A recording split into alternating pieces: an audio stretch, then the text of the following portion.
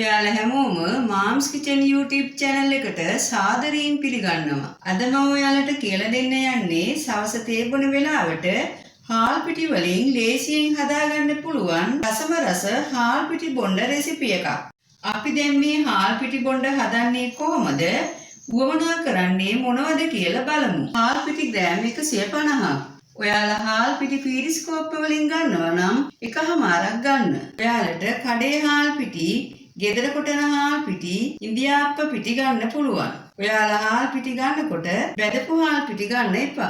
පාන් පිටි මේස හැඳි 3ක්, බේකින් පවුඩර් තේ හැඳි 1ක්, සිහින්න කපාගත් සාමාන්‍ය ප්‍රමාණයේ බීලුණු ගෙඩියක්, සිහින්න කපාගත් අමු මිරිස් කරල් 2ක්, සිහින්න කපාගත් කරපිංචා කොළ ස්වල්පයක්. ඔයාලට කරපිංචා කොළ වෙනුවට කොත්තමල්ලි කොළ ගන්නත් පුළුවන්.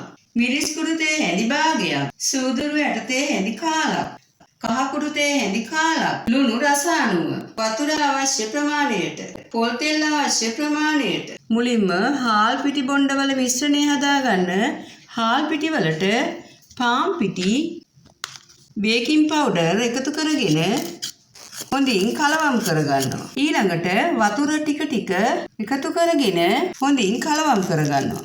ඔයාලා හාල් පිටි බොණ්ඩවල මිශ්‍රණය හදාගන්නකොට මේ වගේ ටිකක් ඝනකමට හදාගන්න.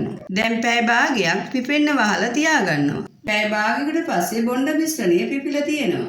ඊළඟට බොණ්ඩ මිශ්‍රණයට රස අනුව ලුණු, සිහින්න කපාගත් ලුණු, සිහින්න කපාගත් අමු මිරිස්, සිහින්න කපාගත් කරපිංචා කොළ, මිරිස් කුඩු, පහ කුඩු, සූදුරු යට එකතු කරගෙන හොඳින් කලවම් කරගන්නවා. දැන් හදාගත් බොණ්ඩ මිශ්‍රණය පැත්තකින් තියාගන්නවා. හාල් පිටි බොණ්ඩ බෙදගන්න තෙල් දාගත් තාච්චිය ලිපේ තියාගෙන ගින්දර සාමාන්‍ය ප්‍රමාණයට දාගන්නවා. තෙල් රත් වුණාට පස්සේ අතින් මේ විදිහට ටික ටික අරගෙන තෙලට දාගන්නවා. දැන් දෙපැත්ත හරවමින් රන්වන් පාට වෙනකම් බෙදගන්නවා. මේ වගේ රන්වන් පාටට බෙදුනට පස්සේ තෙලෙන් ඉවත් කරගන්නවා. ඔයාලා සවස තේ බොන වෙලාවට මේ රසම රස හාල් පිටි බොණ්ඩ හදලා රස බලන්න. ඔයාලා මගේ රෙසිපි එකට කැමති නම් ලයික් කරන්න, ෂෙයා කරන්න, කමෙන්ට් කරන්න. ඔයාලා මගේ channel එක subscribe කරලා නැත්නම් subscribe කරන්න.